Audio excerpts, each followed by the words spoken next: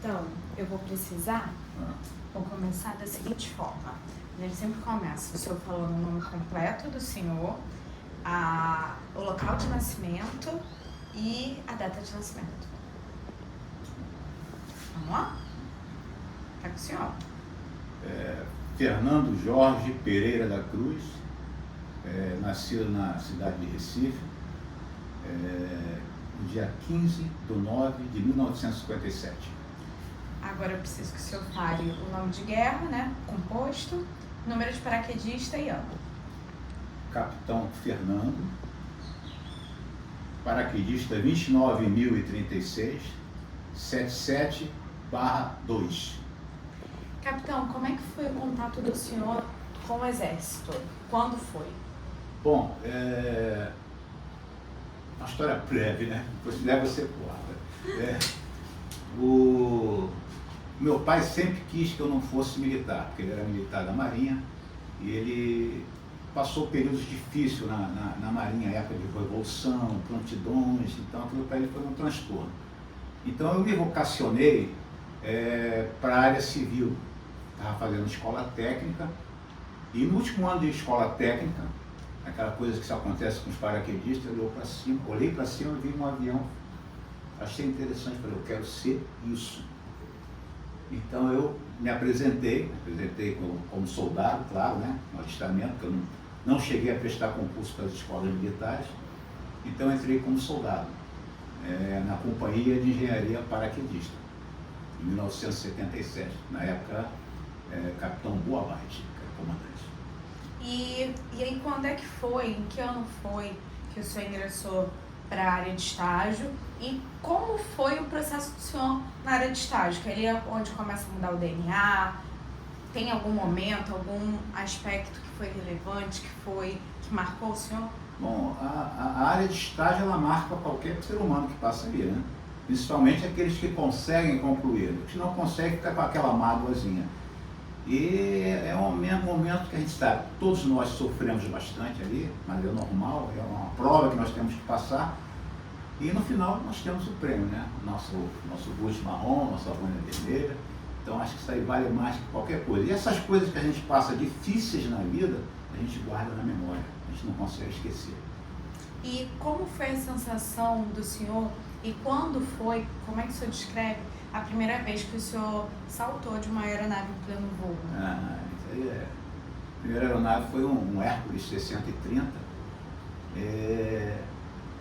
E eu posso dizer que eu fiquei ansioso, mas não tive medo, porque eu sofri tanto para chegar até ali que eu estava doido para conhecer o desconhecido. E para mim foi fantástico.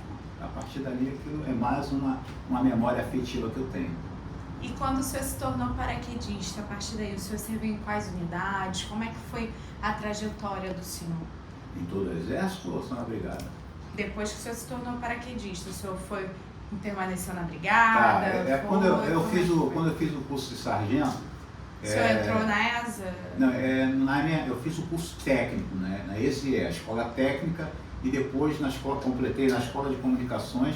Eu sou oriundo da arma de manutenção de comunicações. Então, vamos lá. Aí o senhor, só para eu entender, o senhor entrou como soldado. E aí depois o senhor fez o concurso para a ESE. Exato. ESA e ESE, é a mesma coisa. ESA e ESE. Então tá. Então o senhor ingressou na ESA e na ESE quando? Como é que foi essa transição de ser soldado para ir para a ESE? Na realidade eu fui soldado, já em seguida já saí cabo e no ano de 79 que eu decidi fazer a prova para sargento, passei e fui para a ESE. Ao concluir o curso na escola de comunicações, não tinha vaga na brigada paraquedista e nem no Rio. Então eu optei de ir para uma fronteira que na época era 1 ano e meio e depois você escolhia a unidade que você ia servir. E eu escolhi retornar para a brigada e o destino quis que eu fosse cair numa tropa não paraquedista, né? Para não falar outra coisa. Eu fui para o campo de instrução de Sinop. E eu queria que o senhor falasse um pouco do quanto que já ter passado pela área de estágio e ser paraquedista auxiliou e fez diferença na formação do senhor na ESE. Como auxilia? A gente passa por tanta coisa que a gente sabe que pode suportar qualquer qualquer coisa que aconteça na nossa vida.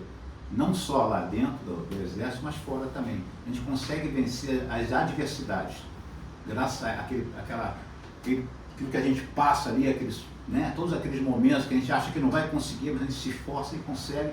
Isso aí é um ensinamento de vida, aquilo ali pra gente. E como é que foi ser aluno e já ser paraquedista? Foi problemático, porque existe uma certa inveja de quem não é, quando vê um brevet e começam a puxar um pouquinho mais pela gente lá, né? Sabe o que eu quero dizer? Então, sim. E aí, depois que o senhor retornou para a tropa paraquedista, o senhor serviu em quais unidades? Vamos falar então de brigada paraquedista. Eu incorporei na engenharia paraquedista. Quando eu vim de Marabá, Pará, os 52 bis, eu fui para a CIA de comando da brigada paraquedista. Depois eu gostaria até de falar sobre esse período, que eu acho que foi o período mais interessante da minha vida. Depois do curso de aperfeiçoamento, eu fui convidado para dar aula na Escola de Comunicações e saí da brigada. Só retornando à brigada no ano de 2007, como primeiro-tenente, e até 2010, inclusive, no comando do general Sardenberg, quando eu pedi reserva. Né? E, dentre todas essas passagens, quais foram as que mais marcaram o senhor? E se tem algum evento, algumas histórias que o senhor queira exemplificar, falar, que marcou e que deixou um legado? Tem.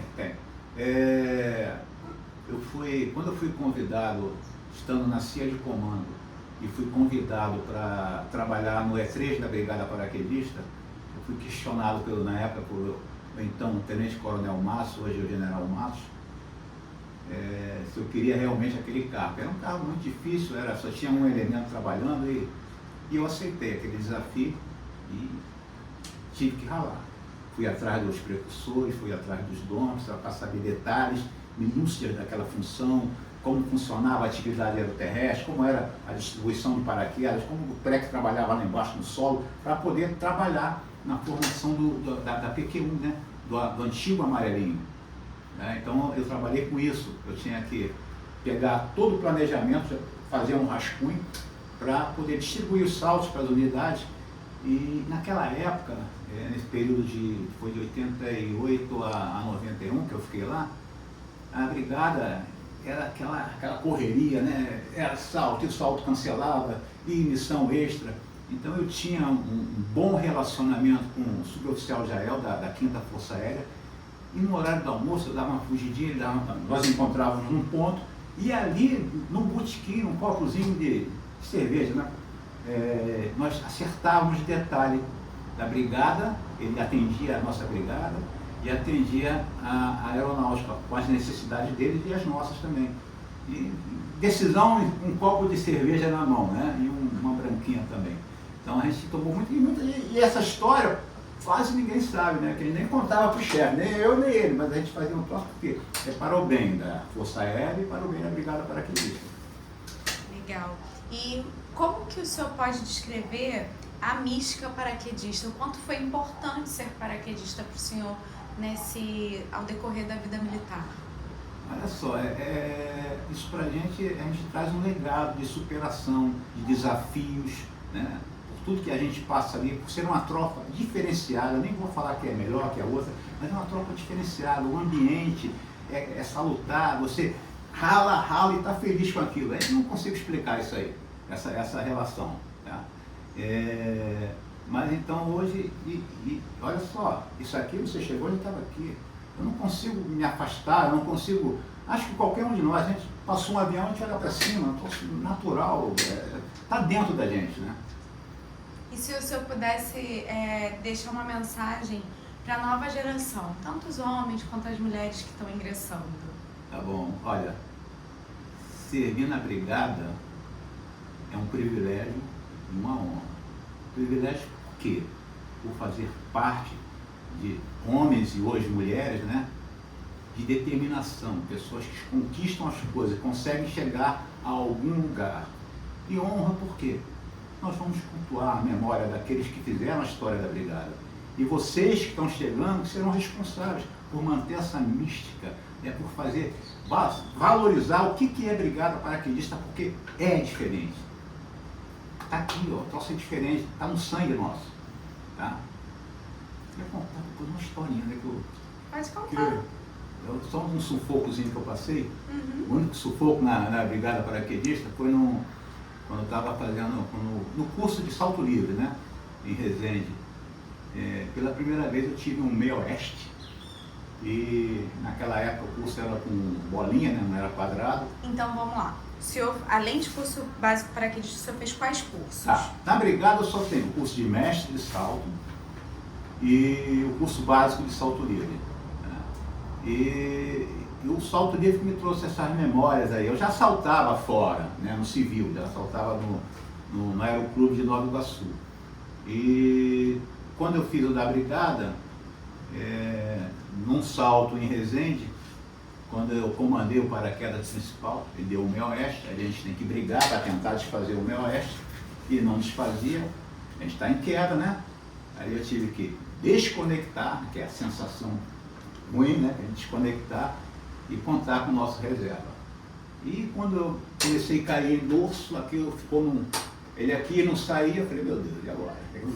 Aí quando abriu. Só que o paraquedas reserva do Bolinha não é um paraquedas que é só para salvar a tua vida. Então estava ventando muito no aéreo. Eu dei uma cacetada no chão, minha perna cresceu na hora e quase que eu não consigo concluir o curso salto livre, por causa desse detalhe.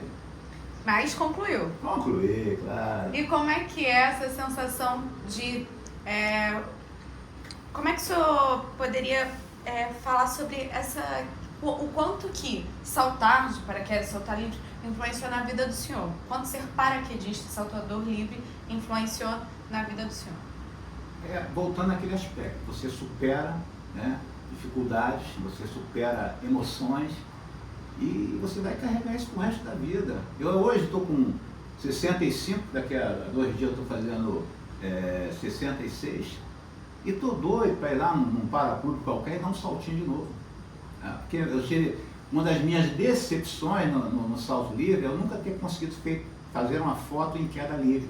Porque na época tinha poucos fotógrafos, aí quando eu saltava o fotógrafo não podia ir, então eu não tive esse prazer de ter uma foto em queda livre. Eu tenho até aqui um periquito que eu soltei, que foi o terno do mestre salto, mas só isso. Então é coisas que ficam dentro da gente, né? Vontades, né?